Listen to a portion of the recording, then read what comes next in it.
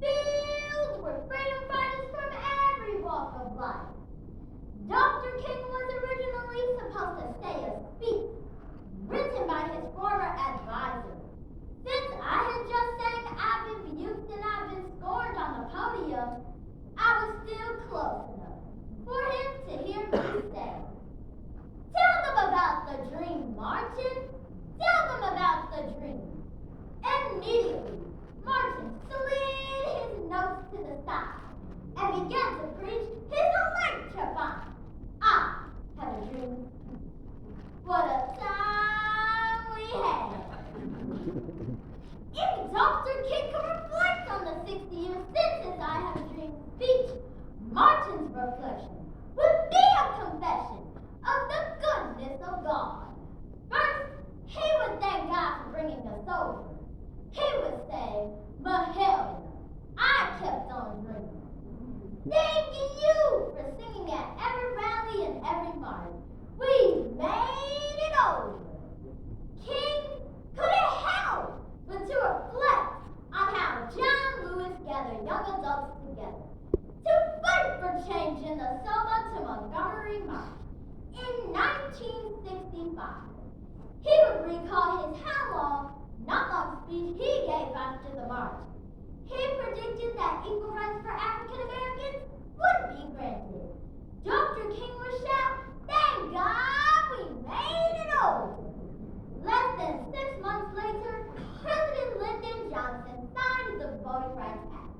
My speech sparked a movement of equality, which helped create the Civil Rights Act of 1964 and the Voting Rights Act of 1965, ending racial segregation in the United States. But there is still work to be done globally. Do you know how many sleepless nights I had? Hey, thank God we made it over. Dr. King would be thankful for the awards for his achievements.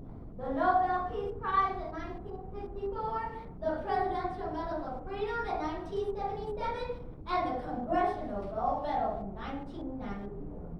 With tears in his eyes, Dr. King would reflect on the 60 years since his "I Have a Dream" speech and cry out, "Injustice anywhere is a threat to justice everywhere."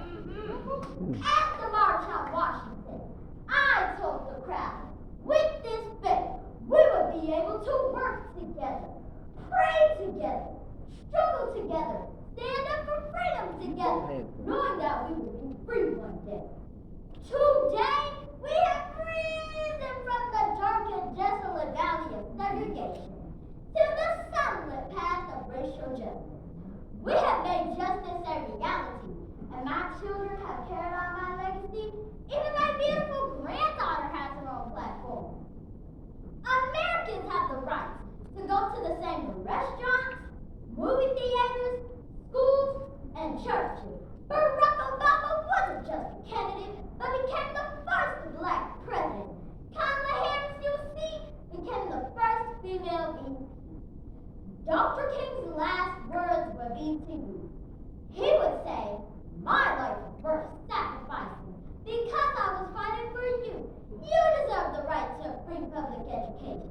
You deserve to have teachers who care, and not just warm bodies there.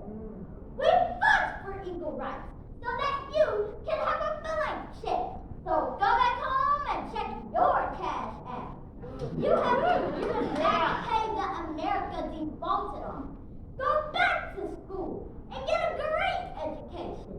Instead of using AI, artificial intelligence, to do all of your classwork, just be